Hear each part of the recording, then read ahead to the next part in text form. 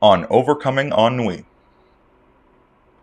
Now, this requested video comes from a 23-year-old man who graduated with a degree in biology, which, as Aaron Clary pointed out in Worthless, is actually a pretty worthless degree if you haven't specialized in something. It's not very employable on its own. And he's finding himself in a position right now where he can't find work, and he's stuck in a rut, not a completely unproductive rut, but one that isn't going anywhere. And he's wondering what he should do with himself. Well, I'd like to break this video down into 3 segments, starting with talking about how he got into this rut in the first place, and how so many of us find ourselves in this sort of a rut. The next is identifying ennui. This is a French word which I absolutely love, and I think it perfectly sums up your position. Having a word for it will help. And the third section, talk about some specifics that he can do career-wise to advance himself. So how did he get into this situation? Where he graduated with a degree in biology, not the best of marks, he probably could have done better, but he was slacking off. Well, this is something I was talking with William Rome about the other day, about how retarded the education system is, how it's set down to the lowest common denominator. So if you have an IQ above 100, you are going to be bored out of your skull in school. This is what happened to me. This is what happened to William Rome. That high school is so freaking easy that any idiot can do it. I was just reading a report about a family that homeschooled their kids, and 5 of their 7 kids, and they're still in their early teens, 5 of their 7 kids have already been accepted to colleges and universities because they're not retarded.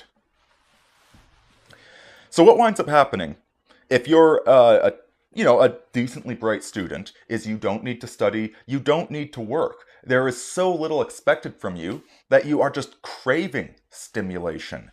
I used to, back in grade 3, I was asking for extra bonus math workbooks to do because I was bored, because I completed the entire year in 6 months.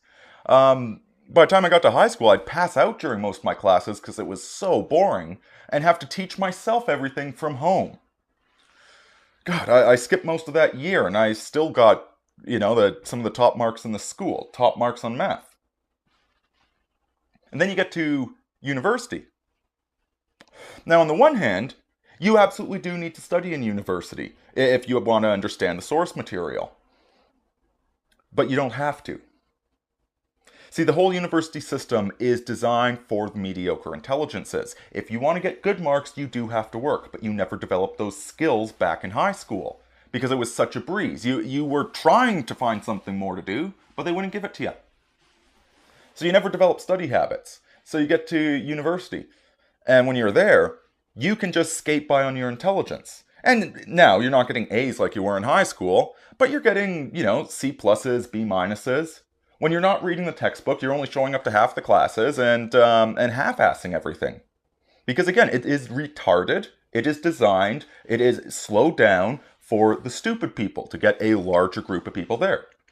So they're not challenging you, they're primarily testing if you're any good at vomiting up answers onto a test to get a certification. You're not there to learn, you're there to get certified. Which completely defeats the purpose of taking something in the humanities. If you're just getting a certification saying you know history, that's useless, especially if you haven't actually learned any history in the process. So all of this, all of the lowered expectations of society, the ease with which you can get by, and yet not succeed and achieve greatness, but just get by with ease, and the fact that you never have to learn any discipline or study habits, winds up leaving you in a position of incredible ennui. And so what is ennui? Like I said, it's a French word. It's one of my favorite French words. And it's a state similar to boredom. Except boredom, you don't want to do anything. You lay on the couch and you complain that nothing's entertaining you. And then you watch some stupid rerun sitcom on TV. That's boredom. Ennui is just like you're inured to the world. You're very bored. You want to sit around drinking absinthe, but not do anything interesting. It's like a mild form of creative, deep blue depression, passionate depression, if you will. And this strikes me as where this young man is right now, because he's saying he's reading some self-help books, which are kicking his ass, which is good. He's trying to learn some discipline, trying to discipline himself. He's going to the gym, but he just doesn't. Eh. So he's doing stuff. He's not bored. He's not properly depressed, but he's not really doing anything that goes anywhere. He's just spinning his wheels in the driveway.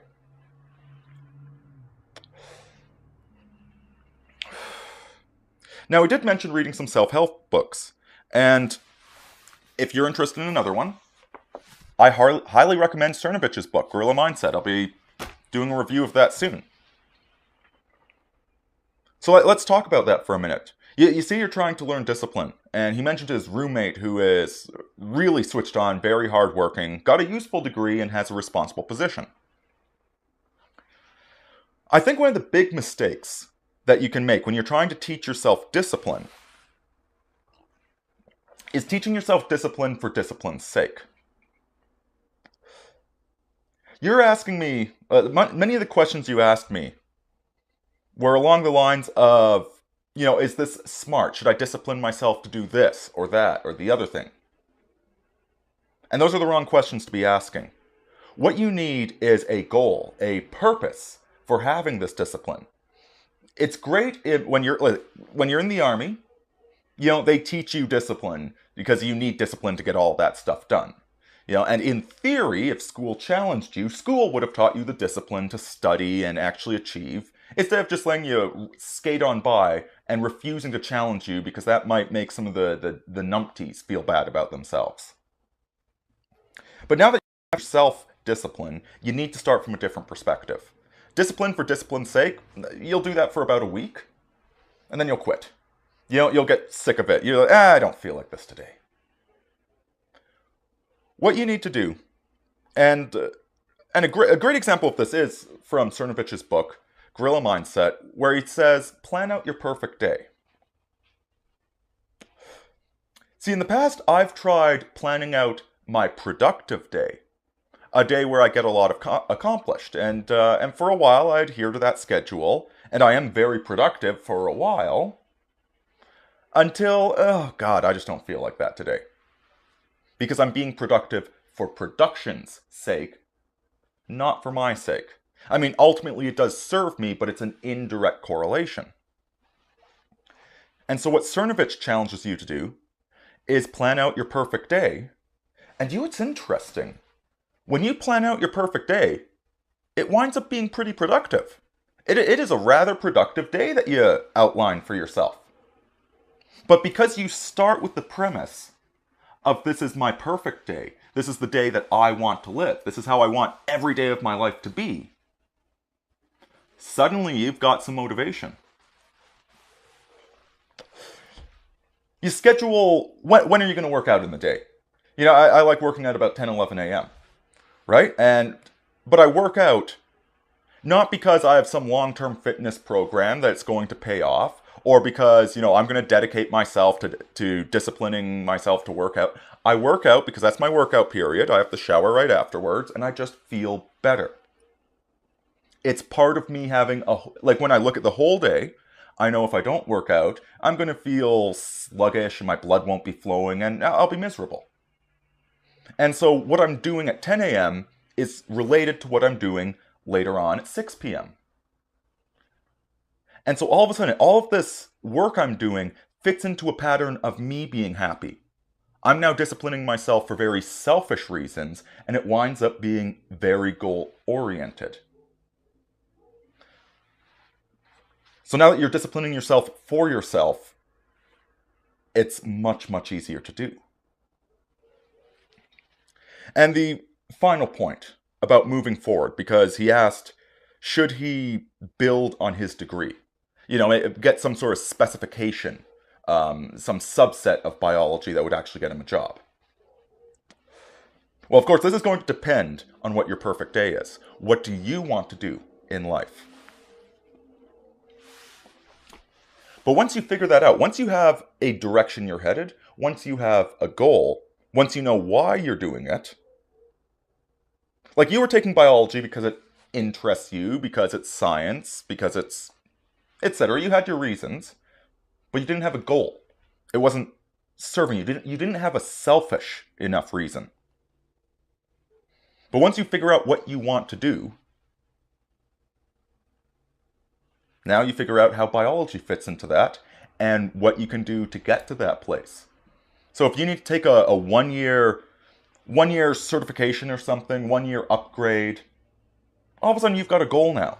Yeah, your academic performance in the past was bad. But now you have a goal. Now it's serving you. Now you've got a selfish reason. All of a sudden, doing this makes sense. And you will do well. Figure out what you want first. Aim for that. And the discipline will follow. That's how you kill ennui. Best of luck. Aurini out.